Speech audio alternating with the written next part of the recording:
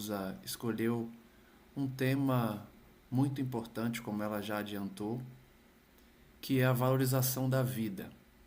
É um tema importante para iniciar qualquer curso, porque antes da gente adentrar na conceituação espírita, na doutrina em si, é importante a gente ter a concepção de que a vida imortal da alma, de nossos espíritos, ela vai determinar essa responsabilidade que todos temos para valorizar, para cumprir com os nossos deveres e, por consequência, poder auxiliar as pessoas que estão em sofrimento.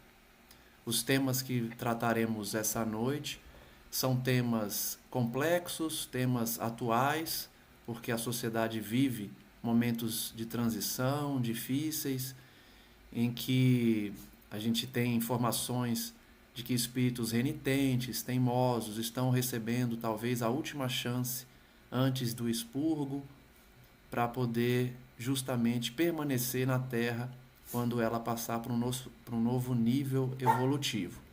Então, a importância desse estudo, desse bate-papo de hoje, também é no sentido para conseguirmos compreender a visão espírita sobre os principais temas que vamos iniciar. O primeiro deles é um tema que a gente pode muitas vezes ter vivenciado na família, ter vivenciado com conhecidos, e que a imortalidade da alma, como um conceito primordial para a gente compreender na doutrina a importância desse tema, vem como um determinante da justiça divina. Por quê? Não se pode conceber um Deus justo e bom, como ensina Kardec, fruindo aí das mensagens recebidas dos Espíritos, que possa determinar que seus filhos sofram eternamente ou que, após a sua criação, acabem tendo seus destinos eternos definidos apenas em uma encarnação. Então, todo o trabalho de raciocínio de Kardec, toda a lógica de Kardec, nos leva à concepção de que a alma é imortal e que nós recebemos chances para reajustar nossos caminhos por meio da reencarnação.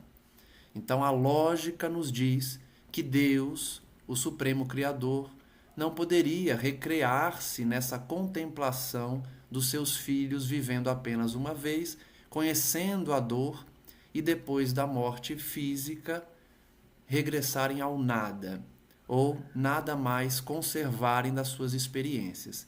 Então, a concepção que nós extraímos aí do livro A Gênese já nos traz que não é lógico imaginar que os espíritos possam viver apenas uma vez e tudo se extinguir com a morte do corpo. Por isso, a matéria é ilusão, ensina o Espiritismo, ensina os espíritos, e a ciência está alcançando essa ideia cada vez de forma mais incisiva, com a física quântica, por exemplo, que já demonstrou que a matéria de fato é uma ilusão, porque tudo é energia e a matéria que a gente enxerga com os nossos sentidos, que a gente sente, que a gente ouve, que a gente toca, na verdade é um conglomerado de átomos que, à medida que nós nos aprofundamos, vamos descobrindo que tudo é formado pelo fluido cósmico universal, que é de fato energia condensada. Então temos aí duas definições de Humberto de Campos e da própria codificação, em que tudo na natureza se encadeia, desde o átomo primitivo até o arcanjo, demonstrando aí a caminhada evolutiva do micro ao macro, do inferior ao superior, tudo se iniciando, portanto, no átomo invisível aos nossos olhos.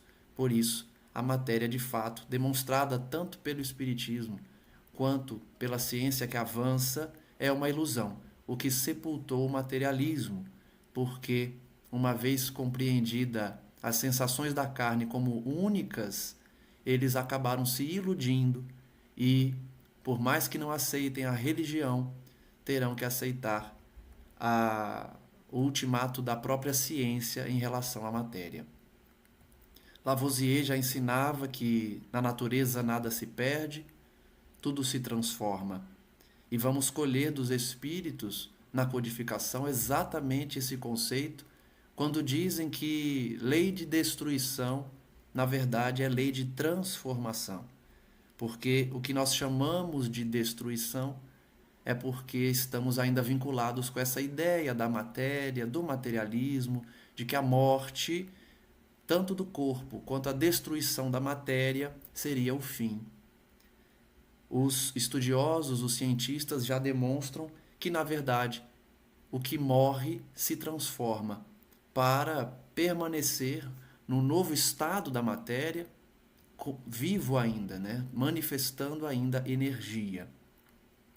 Teremos a definição da espiritualidade em relação às nossas almas, centelhas divinas, recebendo a vida por empréstimo divino, e justamente por termos essa potência criadora, somos indestrutíveis. E esse é o principal ponto para adentrar no primeiro tema da noite, que é o suicídio.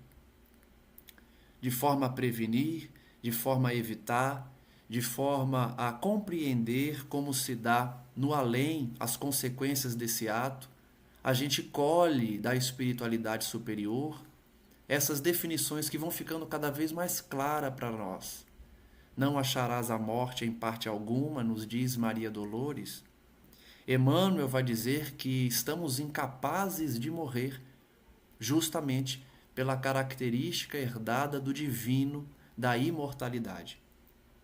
Ouvimos muitos dizerem que Deus nos presenteou com a vida, e de fato é um presente, porque essa propriedade divina de imortalidade, de sermos indestrutíveis, não é para qualquer um. É justamente para os herdeiros de Deus que todos somos, cada um de nós, especiais para Ele, únicos e por isso valorosos aos olhos do Altíssimo. Somos incapazes de morrer por mais que tentemos exterminar a própria existência. O máximo que conseguimos é exterminar apenas o vaso, o corpo físico que utilizamos nas encarnações. Como ensina a própria Bíblia, o livro sagrado, o Senhor é o que tira a vida e a dá, leva à sepultura e tira dela. E quando Cristo veio até nós para exemplificar diretamente, encarnando também, disse: eu vim para que tenham vida e vida em abundância. Então, não temos o direito, não temos a ousadia, não podemos ter a ousadia de exterminar algo que Deus nos concedeu por misericórdia, por bondade suprema, e simplesmente querer dispor dessa vida. Por mais que seja impossível, o suicídio é um ato de rebeldia, um ato de inconformação, que o espírito não aceita as consequências dos seus próprios atos e decide rebelar-se contra o Altíssimo, dizendo a ele: não aceito e por isso vou me exterminar, iludindo-se de que esse ato irá exterminar suas dores e, consequentemente, atingir a Deus. Temos esse pequeno texto de Emmanuel que retrata bem isso, quando o suicida chega no além e diz: meu Deus, onde a morte em que entrei? Ouvindo da sua própria consciência: meu filho, sairás da morte quantas vezes quiser, tantas vezes quanto forem necessárias, mas da vida jamais. Porque, de fato, a morte é um fenômeno natural, todos nós já passamos, vamos passar, consequência das sucessivas reencarnações, mas da vida jamais sairemos, porque justamente somos imortais, indestrutíveis. Trouxe algumas consequências do suicídio para a gente entender um pouco da parte científica também do Espiritismo em relação aos depoimentos dos amigos, dos irmãos que escolheram esse caminho e retornaram para contar o que acontece. Temos, portanto, da doutrina, tanto nas obras complementares quanto na codificação, que as consequências são físicas e morais. Físicas em relação à matéria mesmo, ao corpo, E não somente ao corpo físico, mas ao corpo perispirítico, ou seja, o nosso perispírito. O suicídio, portanto, traz consequências ao perispírito, lesando a área correspondente a que agredimos, como toda agressão, não só o suicídio, mas toda agressão que realizamos ao nosso corpo é transmitida ao perispírito e, por consequência, ao próximo corpo que utilizaremos em outra encarnação, porque o perispírito, como modelo organizador biológico, como o próprio nome diz, organiza o corpo quando renascemos. Transmite ao corpo as características que herdamos das nossas próprias atitudes. E por isso as lesões são transmitidas ao corpo que adotaremos. Os traumas também, na mente, que são os piores. As sensações logo após o suicídio, muito bem descritas na obra Memórias de um Suicida, de forma bem contundente, bem sofrida, porque, como a gente vai falar aqui, o Espiritismo, aquele que estuda e divulga o Espiritismo, tem uma responsabilidade, que é passar o acolhimento necessário que o Espiritismo traz, mas com responsabilidade, porque nós temos um dever de transmitir a realidade. Nós não podemos omitir, nem ocultar, nem amaciar uma realidade que pode muitas vezes salvar uma vida, uma existência. Então, temos uma responsabilidade também de passar algumas consequências que são dolorosas, mas é uma necessidade dos indivíduos tomarem nota dessas consequências. Além das consequências físicas, temos as morais, que vão trazer atraso evolutivo, reordenação dos destinos, do planejamento reencarnatório. Nós aprendemos no Espiritismo que todos, em sua maioria, planejam as existências. Algumas exceções de espíritos ainda muito endurecidos que não participam desse planejamento. Mas a maioria, especialmente aqueles que já têm uma vivência espiritual, participam desse planejamento. Então, o suicida, ele precisará revisar todo o planejamento que foi abandonado por um ato voluntário dele, todo um planejamento familiar, planejamento de existência individual, para recomeçar.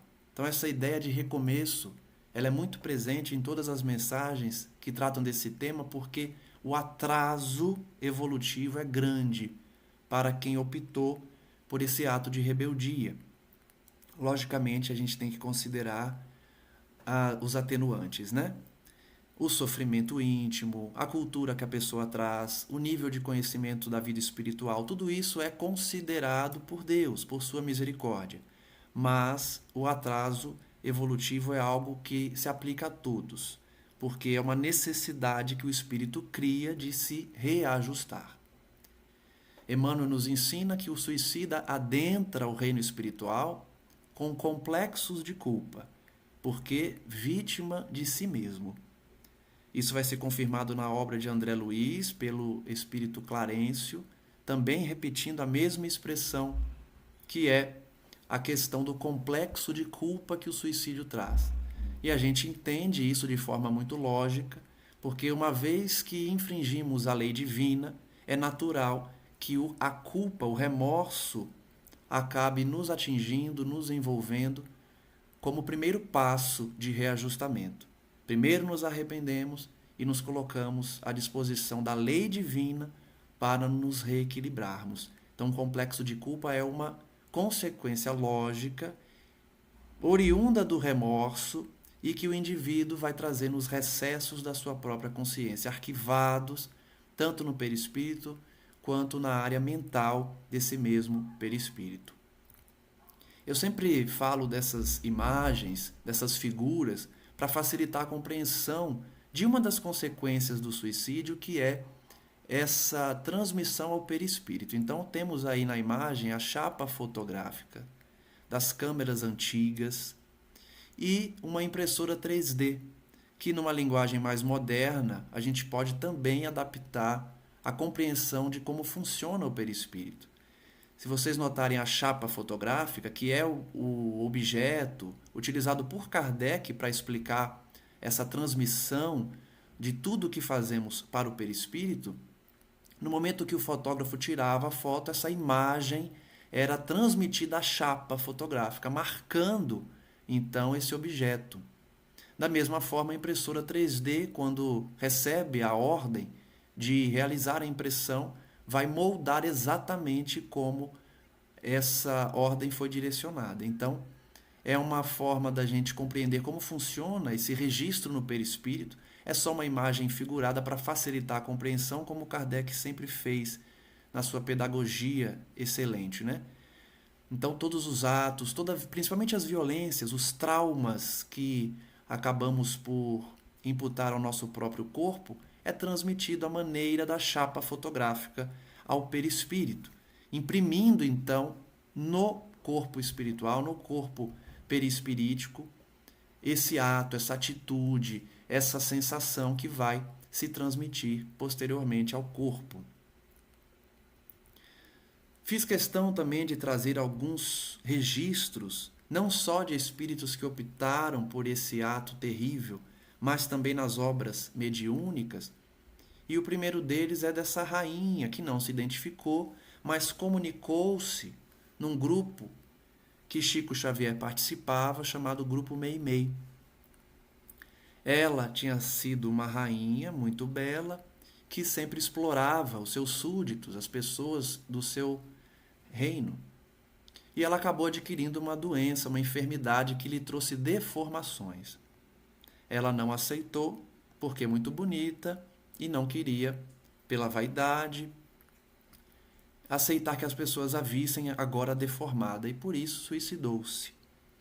Muitos anos depois, a gente tira essa informação pelo modelo que se utiliza hoje, né? Já abandonamos a monarquia há quanto tempo, e ela comunicou-se numa reunião mediúnica ainda com esses trejeitos de rainha, muito arrependida, dizendo que sofreu tanto que pediu a Deus que lhe matasse de verdade, reconhecendo que o suicídio não a exterminou.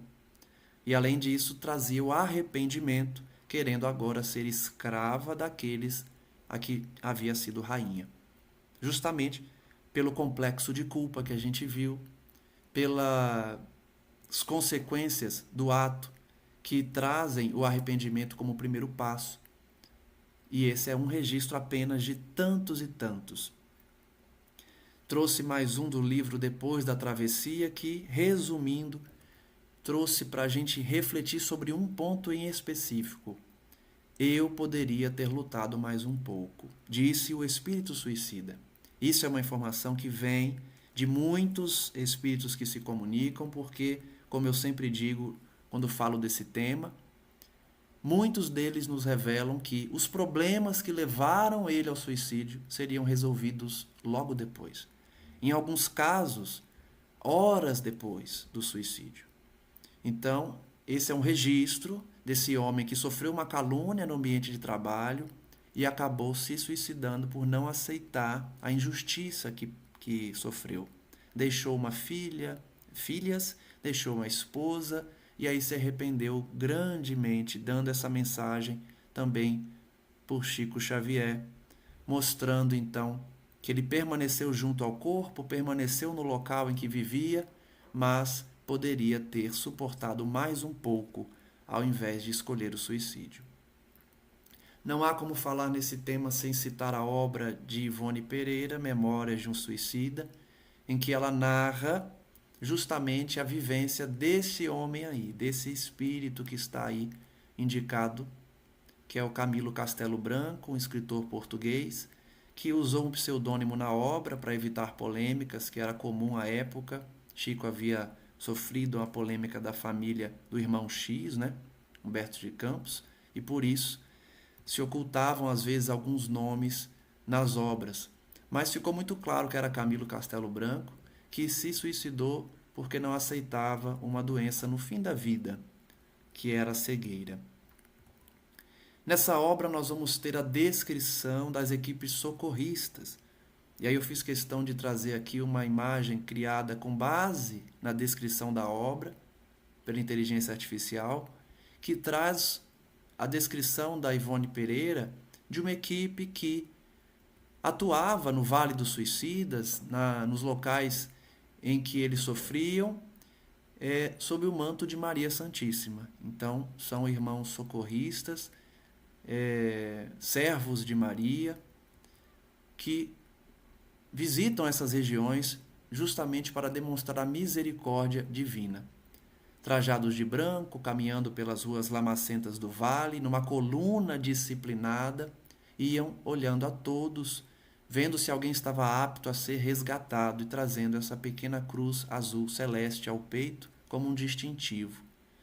Na descrição ainda diz que cavalos brancos, com pelotão de lanceiros à frente, seguravam essa flâmula da legião dos servos de Maria. Eu trouxe essa descrição da obra justamente para a gente pensar em como a misericórdia divina atua também junto aos suicidas, que é uma informação que não vemos em outras religiões. Sempre cito o catolicismo, né, que condena o suicida eternamente, que não tem salvação.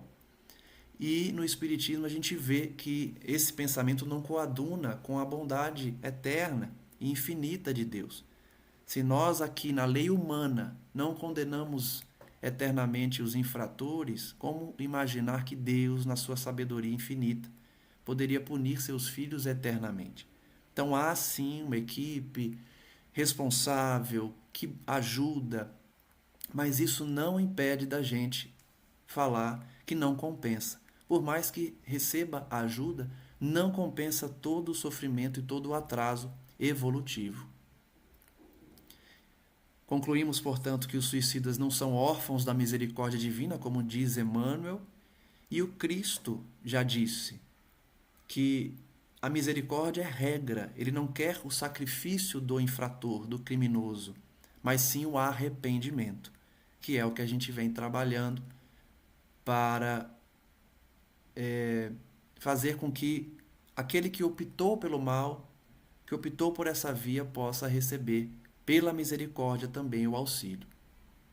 Apesar da providência, porém, nós não podemos deixar de falar que não compensa de nenhuma forma, porque Emmanuel ensina, leva longo tempo.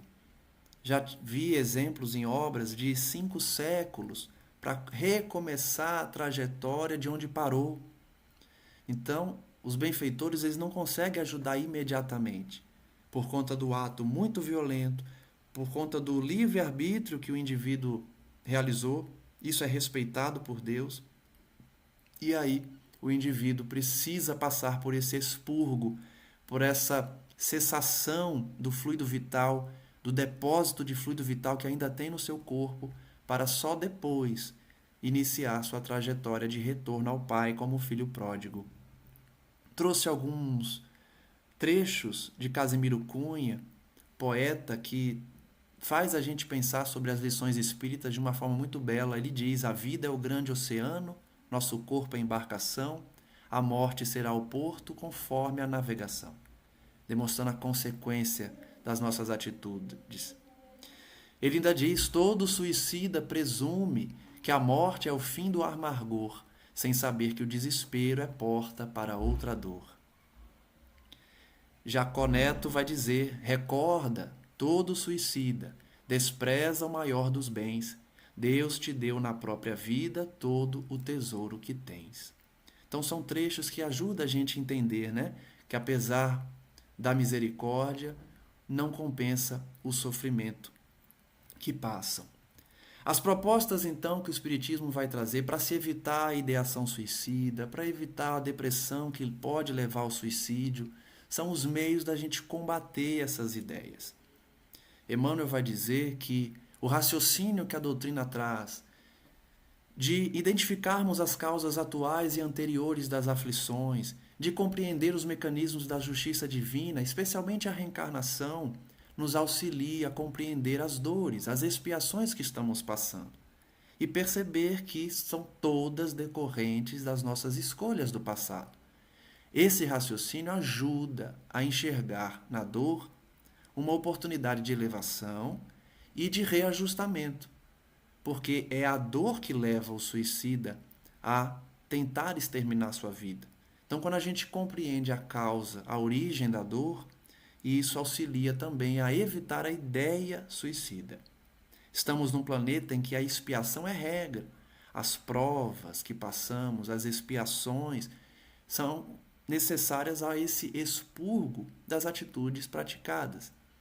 Temos, por isso, uma ferramenta que todos os bons espíritos que falam do tema vão trazer: trabalho, serviço, ideia de movimento.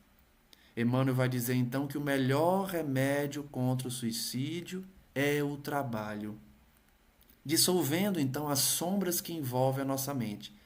Trouxe a figura de Chico praticando a caridade, o maior exemplo na mediunidade que a gente pode citar, em que ele próprio dizia, quando estava entristecido, quando a melancolia começava a envolvê-lo, ele levantava e ia visitar os bairros mais miseráveis de Uberaba, de Pedro Leopoldo, para ver a dor do outro, para ver que os sofrimentos dos outros são muito maiores e mais constrangedores que os nossos. Então, essa ideia de empatia é fundamental para sair da depressão e, consequentemente, eliminar a ideia suicida.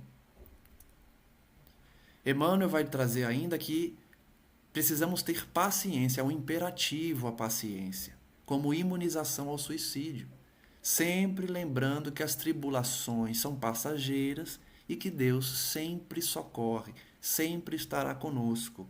Não devemos abandonar a existência. Em relação ao suicídio, de forma resumida, eu acredito que eu tratei dos principais pontos e podemos avançar para uma outra questão também importante de valorização da vida, que é o combate ao aborto. Antes de falar do tema, gostaria de convidá-los a assistir esse vídeo.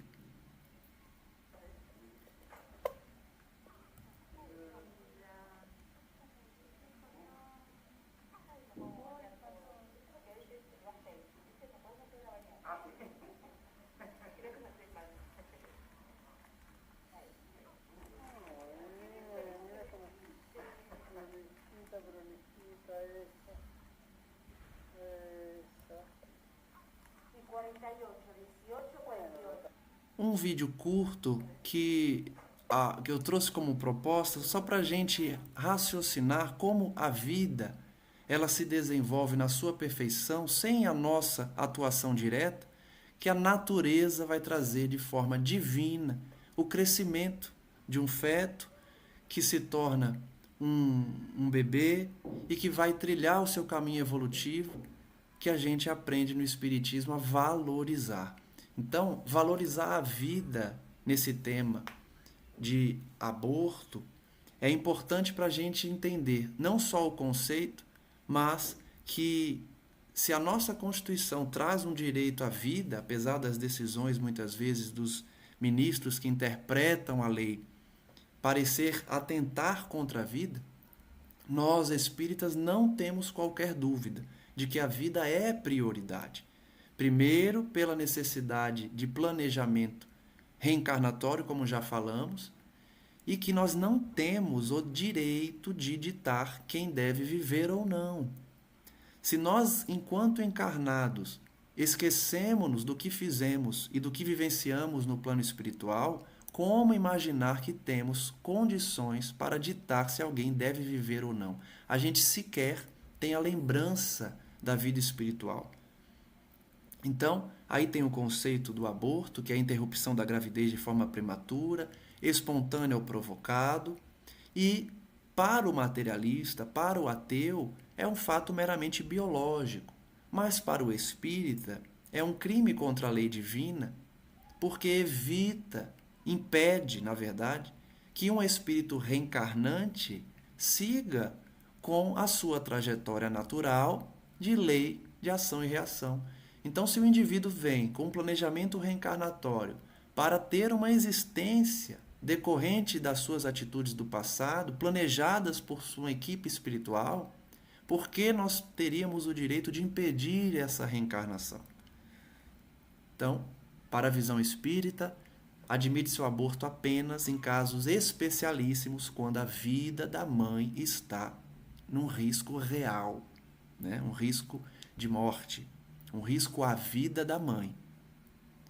Aí se admite o aborto para se evitar que se perca uma vida que já está desenvolvida, que é a vida da mãe. É assim que respondem os espíritos. Coloquei um item final para a gente entender que, naquele sentido de esclarecimento, o Espiritismo tem o dever de acolher, mas acolhimento significa amar, e amar pressupõe orientar. Então, às vezes, eu já ouvi isso de alguns palestrantes, de que tenta dizer que não tem tanto problema, tudo que a gente faz, as consequências a gente lida depois. A gente não pode ter uma visão assim, simplista, no sentido de não problematizar algo que configura-se um crime contra a justiça divina, a lei divina, porque acolher e orientar pressupõe o amar que o Espiritismo prega. Então, em nenhum momento aqui eu quero condenar ninguém, apenas trago a informação dos Espíritos, não são nem minhas opiniões, são as informações dos Espíritos em relação a esse tema, para que se evite esse ato, né, que infelizmente ainda está muito presente. No Livro dos Espíritos temos essas perguntas que vão explicar a ligação do espírito ao corpo com a concepção, que existe esse laço fluídico entre o feto e o espírito, e pela vontade do espírito ele pode abandonar essa existência. Conceitua vida intrauterina, que seria a somatória aí da vida vegetal com o animal, das experiências que o espírito traz, se completando com o nascimento, a vida espiritual. E temos ainda que a morte prematura seria uma prova para os pais. Essa é a resposta dos espíritos. Eles ainda vão dizer que as consequências do aborto é a nulificação de uma existência. Então o indivíduo vai precisar recomeçar. E aí a gente vai entender aqui que quando a mãe e o marido que apoiou, que mandou abortar, o médico que contribuiu para isso, todos eles vão acabar se vinculando a uma nulificação de existência. É por isso que esse tema, quando a gente debate ele fora do Espiritismo, quem não acredita não vai compreender que existe todo esse envolvimento, que existe um planejamento, mas nós, espíritas, precisamos ter essa consciência que o planejamento reencarnatório é uma realidade e que nós, enquanto filhos de Deus, não temos essa possibilidade de impedir uma reencarnação. Então, a gente compreende que sim, o aborto causa um recomeço necessário. Da mesma forma que a gente viu a ideia de recomeço no suicídio, no aborto também. Os espíritos vão dizer, então, que sempre que há transgressão à lei divina, há crime. E que se impede uma alma de continuar a sua existência, está se impedindo que ela utilize o instrumento daquele corpinho que estava se formando para a sua experiência na Terra. Quando Kardec pergunta sobre o valor que se deve dar ao feto ou uma criança já encarnada, os espíritos são claros, olha, vocês não são juízes. Vocês não podem simplesmente julgar que o feto não tem valor. Devem respeitar toda a vida, né? Se não fosse vida, não cresceria dentro do ventre materno, não se desenvolveria, porque o argumento que se utilizam às vezes para diminuir a importância do feto é essa, ainda não é vida, é um conglomerado de células. Ora, se não é vida, por que cresce? Por que se desenvolve? Se é um bolo que está sendo feito dentro do forno, lógico que se você abre o forno e tira antes, o bolo não vai crescer. Mas se você não mexe, se você não interfere, o bolo naturalmente vai crescer. É o mesmo raciocínio, né? André Luiz vai trazer também nas obras complementares esse tema reiteradamente e vai trazer as consequências. Eu falei das consequências do suicídio, vamos falar também das consequências do aborto, que são parecidas, né? Os traumas ao perispírito. Só que a região vai se alterar porque a região ali genésica, a região onde se desenvolve o feto, a depender da violência que foi praticada. Então, a falta grave que a espiritualidade vai nos trazer é por conta dessas alterações deprimentes no centro genésico, do lado espiritual, no perispírito, que vão trazer aí dolorosas enfermidades. Trouxe um trecho também que mostra a interferência da espiritualidade. Um espírito diz a André Luiz: nós tudo fazemos para evitar o aborto. Inspiramos o médico, inspiramos a mãe para não seguir, inspiramos o pai para dar o apoio, para dizer não, vamos criar, eu vou assumir. Mas a interferência tem limites. Se os envolvidos teimam em continuar, eles são obrigados a deixá-los entregues à própria sorte. É o respeito ao livre-arbítrio. Existe misericórdia, existe auxílio, mas eles respeitam a nossa escolha. Emmanuel conceitua o aborto delituoso, tá? Não estamos falando aqui do provocado, do aborto espontâneo, nós estamos falando do delituoso, que é aquele em que não há uma problemática de saúde na mãe, não há uma problemática no feto e há uma decisão de encerrar o desenvolvimento do feto. Emmanuel ensina que o aborto delituoso causa, então, moléstias, enfermidades e obsessões. Nas obras complementares isso fica muito claro, né? Existem casos bem específicos de que o abortado, o espírito abortado, imediatamente se transforma num obsessor ferrenho contra a própria mãe. Tem um caso no livro, se eu não me engano, Missionários da Luz, que o espírito abortado provocou a morte da mãe logo depois. Ele aumenta uma hemorragia e logo depois de ser abortado, ele acaba também provocando a morte da mãe, que de forma muito odienta expulsou esse feto. Emmanuel ainda vai dizer em outra obra que a vítima do aborto não tem voz para pedir socorro, para suplicar piedade, não tem braços que possam impedir o ato. Então, a espiritualidade bate muito nessa tecla. Eu coloquei esse slide aí para a gente só refletir, porque a gente costuma ouvir, né? Eu falei inicialmente que, como espíritas, a gente tem informações que a sociedade às vezes não vai aceitar e por isso vai trazer frases como essa: no meu corpo, minhas regras. Se a gente analisa essa frase, a gente percebe que não deixa de ser uma reflexão de revolta contra Deus. Olha, Deus, o corpo é meu. Então percebam que essa concepção que a gente traz de corpo como bênção divina, como doação, como empréstimo, né, que na verdade a gente está utilizando algo que Deus nos concedeu, a gente tem uma visão um pouco diferente. Não é na verdade meu, né? O corpo não é meu. Muito menos um outro espírito reencarnante. Então, para quem ainda está nessa concepção de que eu posso tudo porque é meu o corpo, considere o planejamento reencarnatório não só da mãe, mas do reencarnante. Considere as vinculações daquele espírito com aquela família e considere a nossa visão limitada enquanto estamos encarnados. Porque enquanto a gente está aqui com o esquecimento do passado, a gente não lembra o que fez, a gente não lembra o porquê esse espírito está reencarnando na nossa família. Então, imagine tomar uma decisão tão séria como essa sem saber o passado. E enquanto encarnados a gente não sabe. A gente recebe às vezes algumas informações do nosso passado, né? Mas a visão geralmente é limitada. Então, não se aconselha tomar uma decisão com uma visão limitada.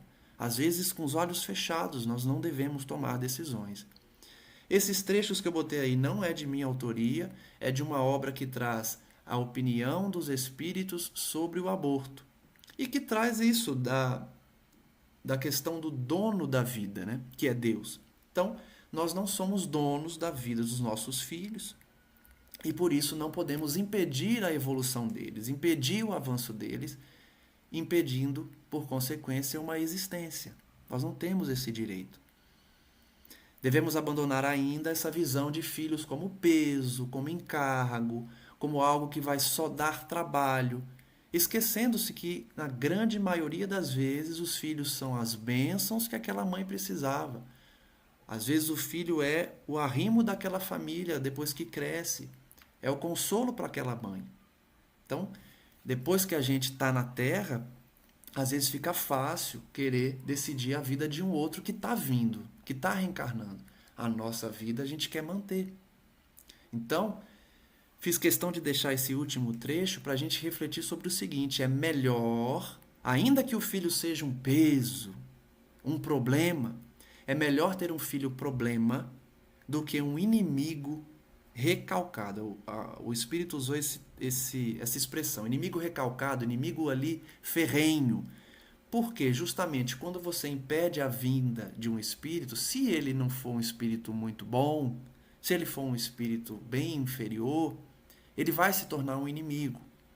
Então é melhor recebê-lo como filho problema do que impedir a sua reencarnação e ele se tornar um obsessor, um inimigo.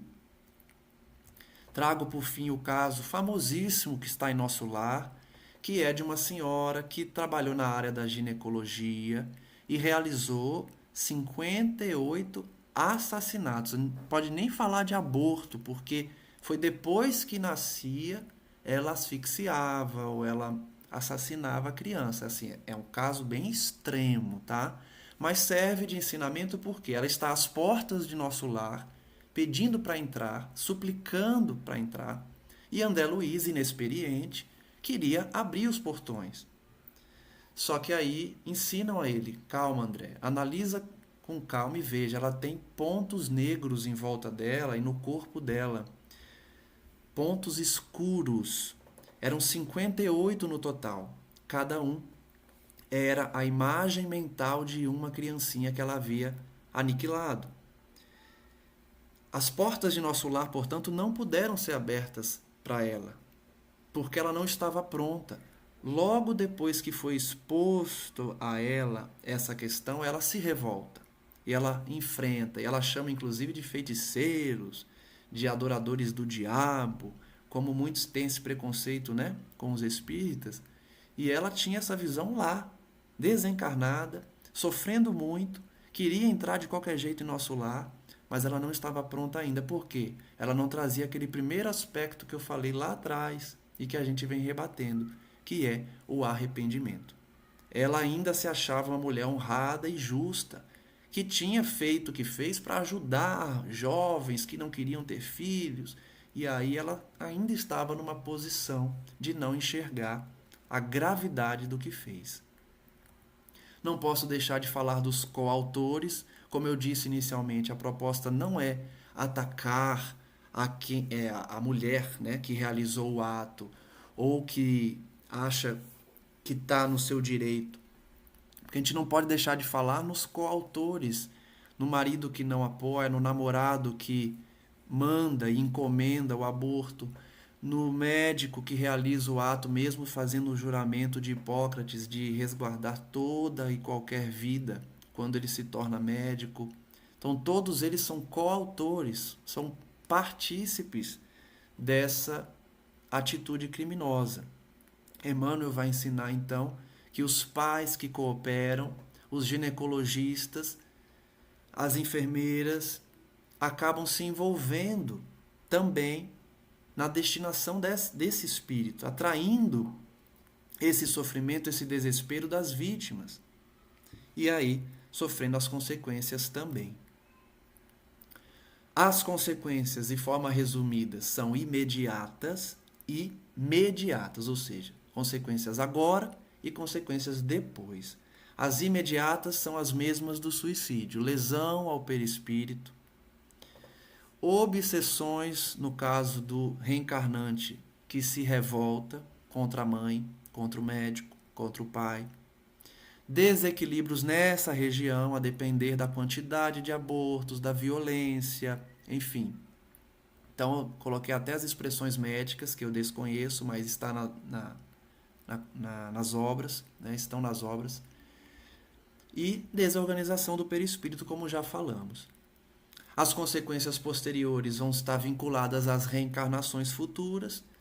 E aí nós vemos, por exemplo, casais que querem ter filho e não conseguem.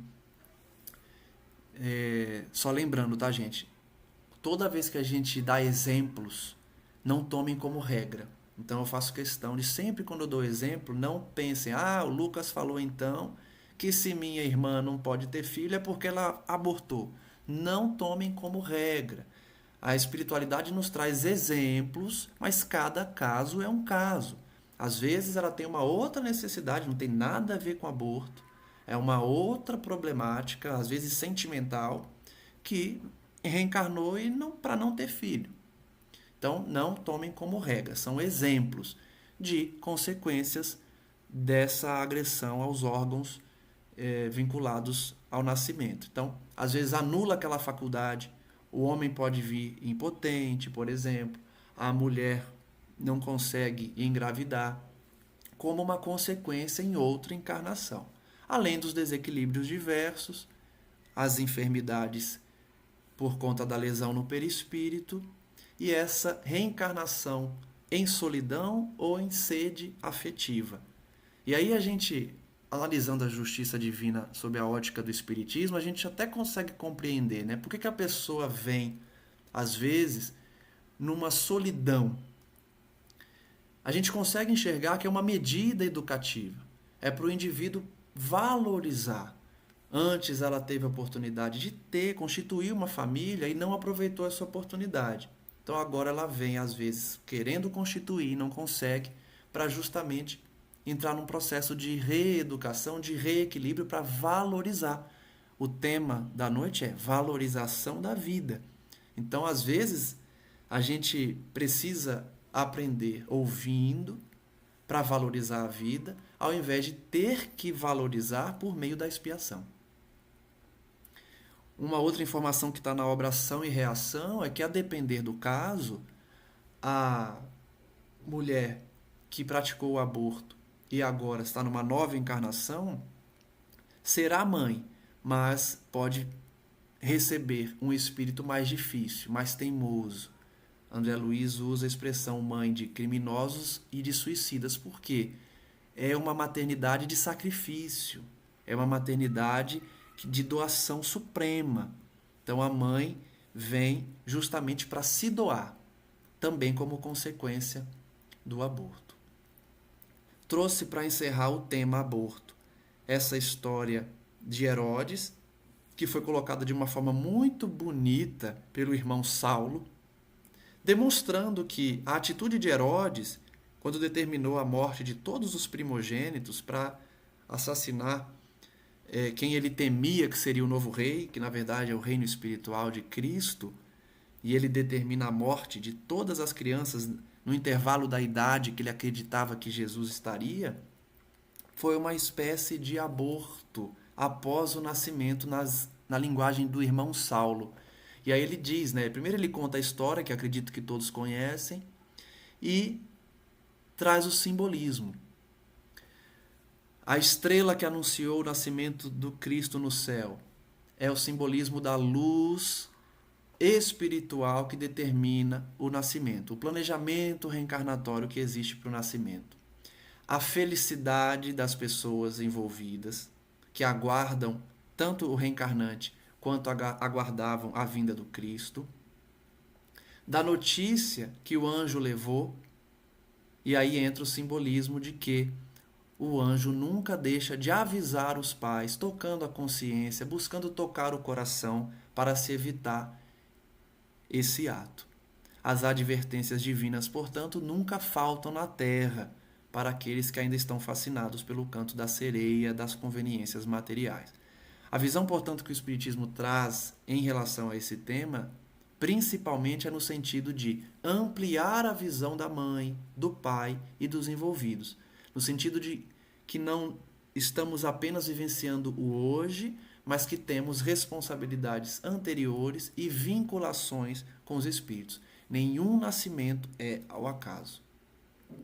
A solução, portanto, trazida pelas obras é renovar os destinos, afeiçoar-se a filhos alheios, para quem não pode ter filhos, buscar escutar os ensinos dos Espíritos em relação a esse tema, especialmente de Emmanuel e de outros que trazem os conselhos, porque a reencarnação é a oportunidade de reajuste e, uma vez realizado esse ato, a gente pode levar aí um longo tempo, da mesma forma que o suicídio, para nos reajustarmos, nos vinculando às vezes a espíritos que não precisávamos nos vincular.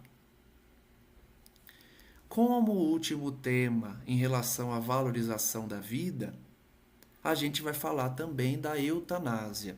Então essa figura demonstra aí um pouco do tema de hoje, porque a espiritualidade vai nos ensinar que a visão espírita sobre a eutanásia, que muitos vão chamar de morte piedosa, também é decorrente de uma ausência de compreensão da vida maior.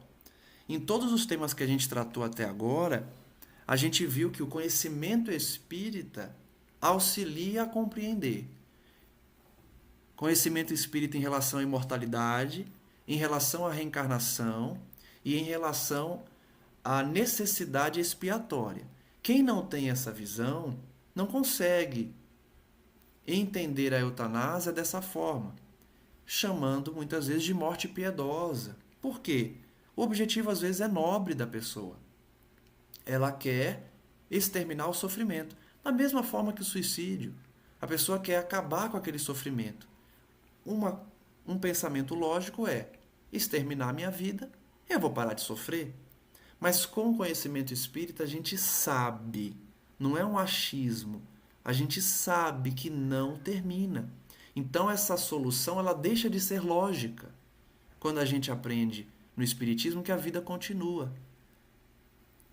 Se o objetivo é exterminar a dor, no espiritismo a gente vê que a dor prossegue.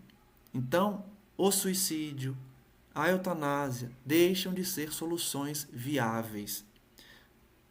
Os espíritos vão dizer ainda, na mesma linha de que nós não podemos ditar sobre a vida do feto, nós não podemos ditar sobre a vida do doente, do moribundo, daquele que está na cama sofrendo.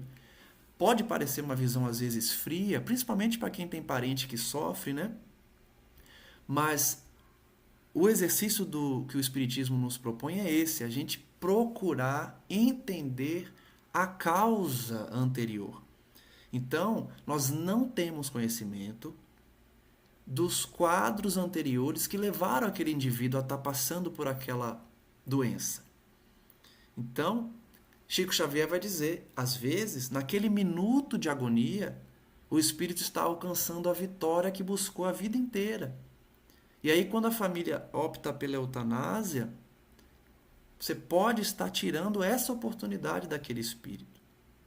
Eu sei que muitas vezes é difícil de entender isso, porque se a gente analisa com os olhos da carne apenas, parece que a gente está estimulando o sofrimento do outro, querendo que o outro sofra mais.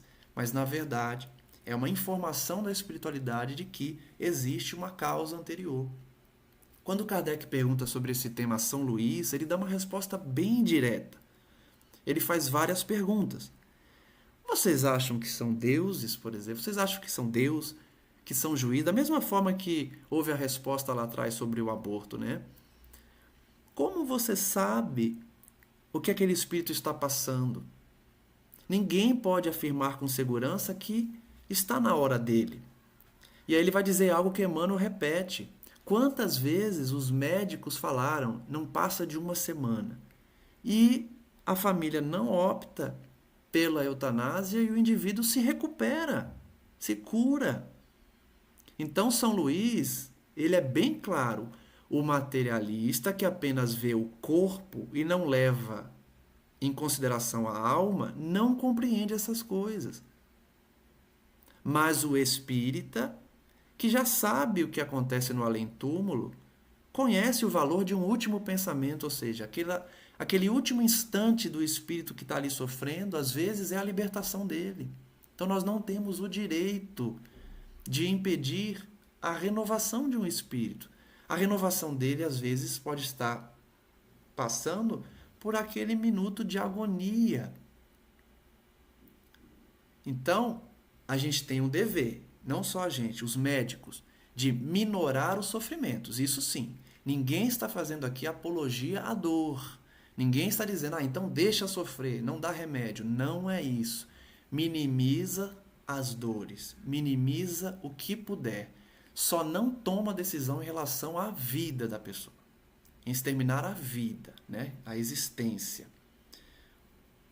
Abreviar a vida ainda que 1 minuto, porque esse minuto pode poupar muitas lágrimas no futuro. É a mesma questão de se intrometer no planejamento reencarnatório de um outro ser. Da mesma forma que às vezes a mãe se intromete no planejamento reencarnatório do filho, que ela decidiu abortar, às vezes o parente está se intrometendo no planejamento reencarnatório do seu parente. Por mais que seja difícil, repito, eu sei que é difícil, porque você está vendo o seu parente ali sofrendo. Mas aqui a gente está para refletir, né?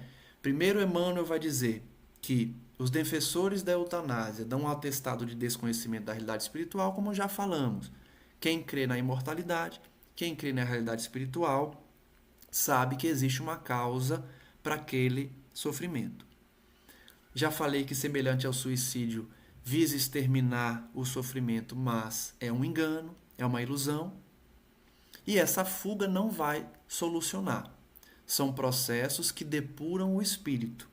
Tanto o sofrimento que leva o suicida a esse ato, quanto a doença que às vezes ali está impedindo do indivíduo de ter uma vida saudável.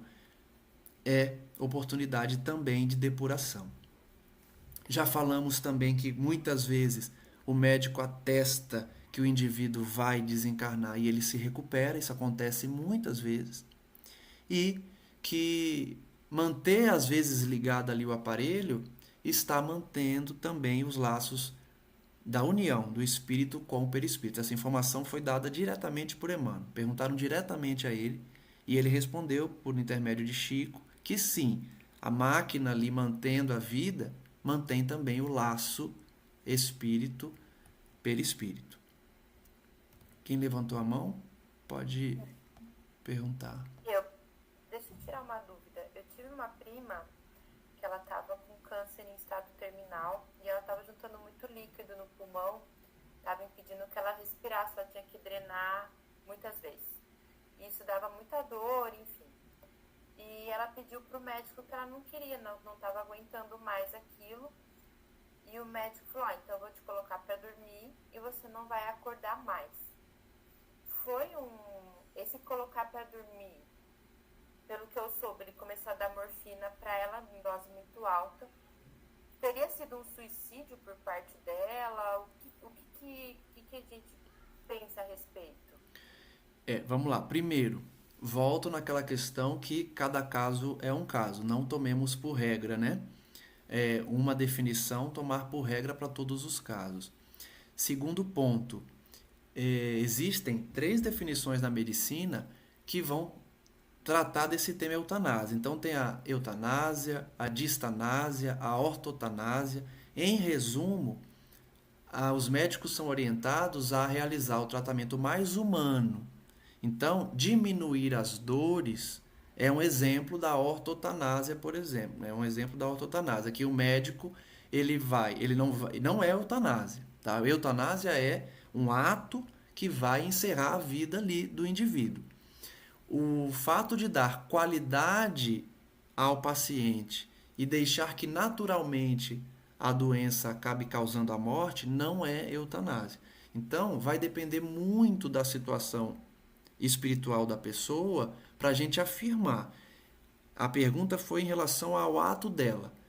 Na minha visão, eu não enxergo como suicídio porque a intenção dela é reduzir as dores dela ali. Então, como eu falei lá atrás, tudo é considerado, né, pela espiritualidade. tanto a questão de conhecimento da pessoa, o nível de sofrimento que ela está passando, porque se a lei é misericordiosa, a gente não pode imaginar que o dedo julgador lá da espiritualidade vai ser o que você fez está errado e sem considerar todo o contexto de sofrimento, não só dela quanto da família. Se a gente pode criar uma regra geral de aconselhamento, é de sempre valorizar aquele momento como oportunidade de depuração.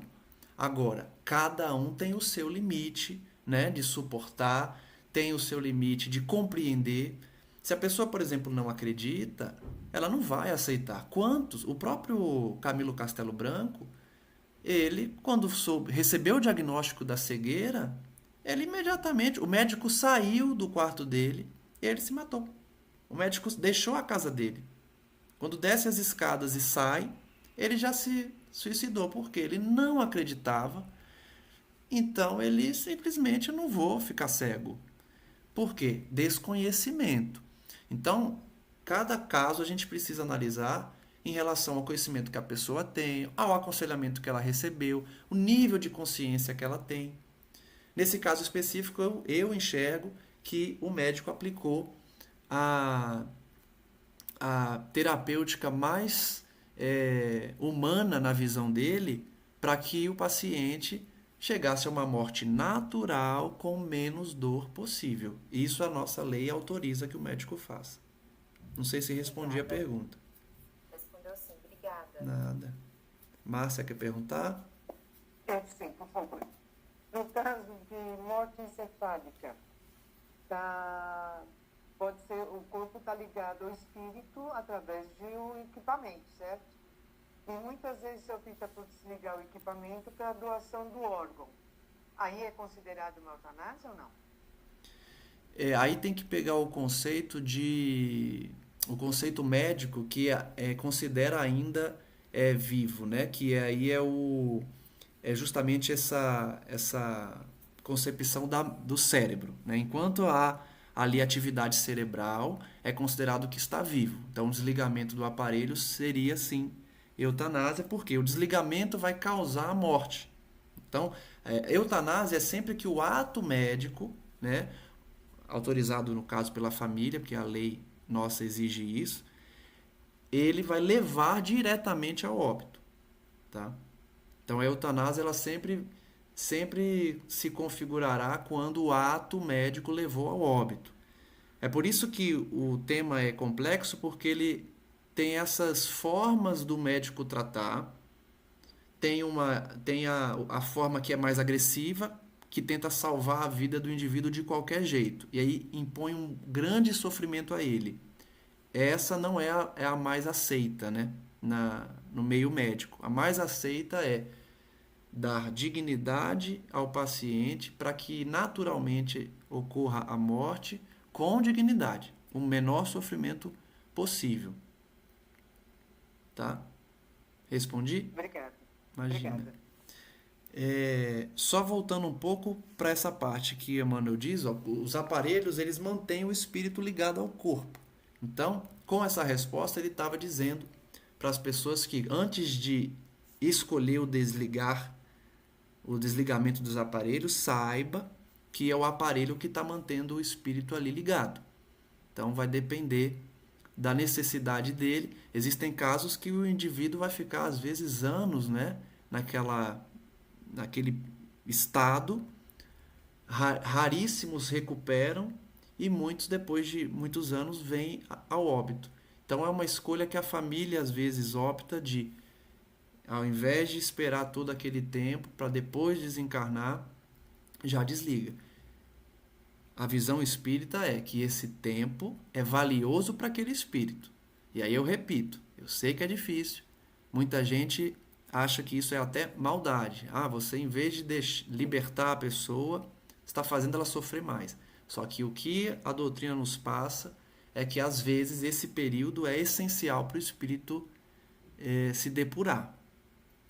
Emmanuel vai dizer aí que a eutanásia seria uma intromissão deplorável da ciência humana à vontade divina.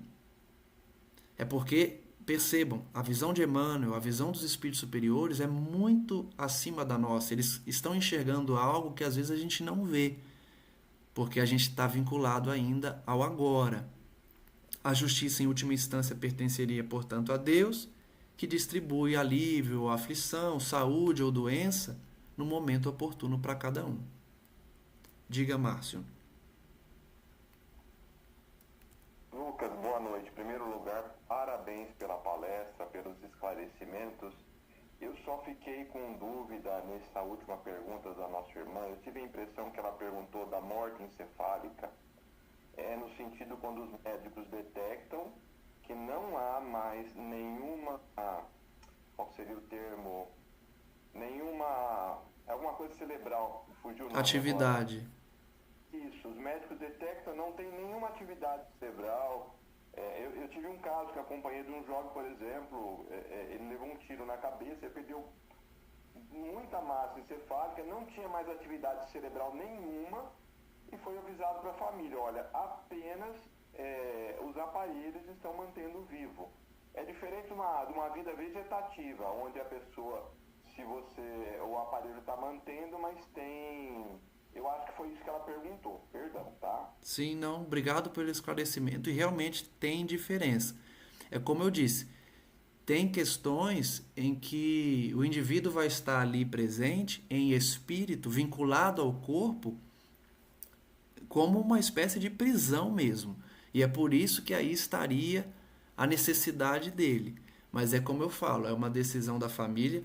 Se está dentro da concepção que ela tem de que o indivíduo está passando por aquilo por uma necessidade expiatória, essa é a concepção da espiritualidade. Eu costumo dizer nesses temas polêmicos o seguinte: a gente passa sempre o ideal, mas muitas vezes as pessoas não conseguem chegar ao ideal, e aí vem as alternativas. Mas a gente tem um dever de passar o ideal. O ideal é nunca decidir pelo desligamento, porque nós não sabemos se a pessoa pode eventualmente se recuperar ou não, que outras religiões vão chamar de milagres, que já aconteceu, né? Existem casos extremos que ninguém esperava, todo mundo já condenou como morto e a pessoa volta. Então, depende de N fatores. Tem a questão do custo, né? Tem gente que não tem condições de manter. Então, a espiritualidade também leva tudo isso em consideração. Como último caso, vou trazer do Augusto César, que é esse espírito aí que desencarnou muito jovem e trouxe várias obras pelo Chico, e uma delas fala de uma mãe que os médicos queriam realizar a eutanásia, que ela tinha um filho paraplégico que quase não se manifestava, e ele diz a ela: tem um nome para esse tipo de mãe aqui no plano espiritual. São mães de filhos com deficiências terríveis, denominadas filhas de Deus, que refletem o amor divino com capacidade de sacrifício para aceitar espíritos culpados em luta regenerativa. Então, são espíritos extremamente endividados, que vêm deformados, que vêm paraplégicos, e essas mães abençoadas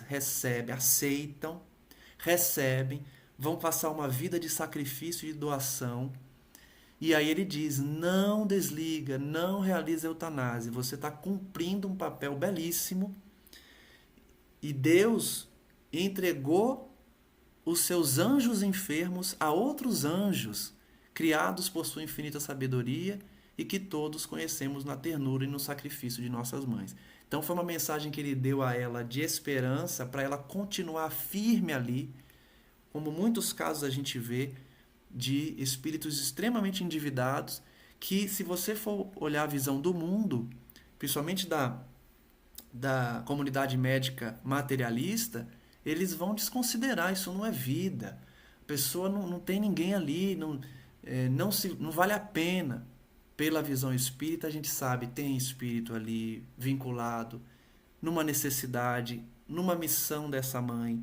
Então, quanto maior o sacrifício, mais belo é e mais meritório é para essa mãe, por exemplo. Para encerrar, uma poesia de Nestor Vitor sobre esse tema. Lucas, sabe do discutindo. Uma outra pessoa fez uma pergunta que ficou aí, então, depois, a respeito das pessoas que, através dos vícios, cometem o suicídio. Sim. Sim, realmente.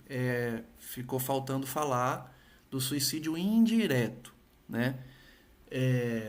Nas obras básicas e nas obras complementares, nós vamos ver essa concepção que, inclusive, André Luiz passou no umbral. Não sei se vocês se recordam. André Luiz, quando chega no umbral, os espíritos acusavam ele de ser suicida. E ele estranhou muito isso. Mas como suicida? Por quê?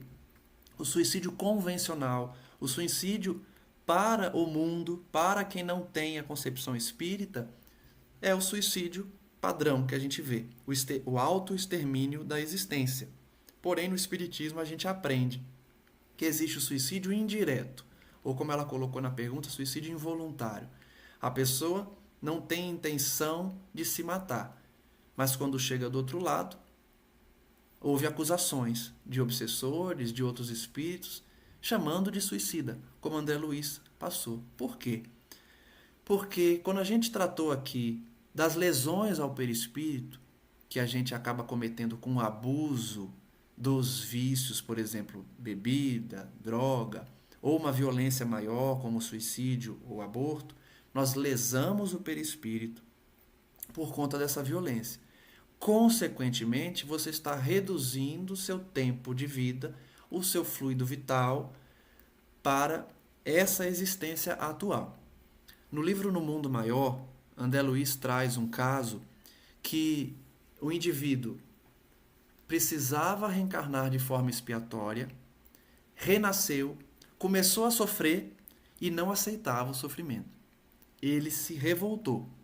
E aí a obra nos traz um alerta. Cuidado, toda vez que você reencarna e começa a expiar e se revolta, você está lesando os seus depósitos de fluido vital. Por quê?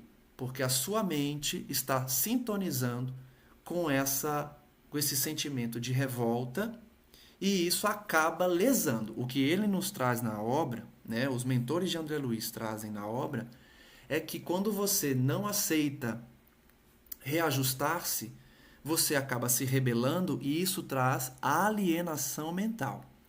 O capítulo que trata desse tema se chama Alienados Mentais, ou seja, são pessoas que eles estão visitando num sanatório que trazem problemáticas mentais e, consequentemente, físicas, porque começaram a sofrer e se rebelaram. Não, eu não quero aceitar, eu não vou aceitar o sofrimento e se revolta contra Deus, contra a providência. Os casos da obra, essas pessoas acabaram enlouquecendo, são quem eles estão visitando.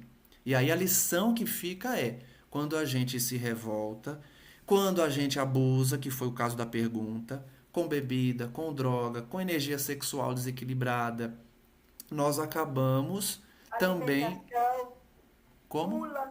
Gula, sim, todos os vícios. O cigarro, que é o cigarro, sim. Não é proibido, né? Sim, o mundo autoriza a venda, né? E a gente sabe pela visão espírita que traz lesões ao perispírito. E aí volta ao tema de causas atuais ou anteriores. Você está cultivando uma causa atual quando vicia-se, quando usa, né, esses instrumentos para lesar o seu corpo. Então, sim, existe o suicídio convencional, existe o suicídio indireto, quando a pessoa não tem intenção, mas ela acaba lesando o seu corpo e pode, sim, desencarnar antes da hora. Pode perguntar, Malu.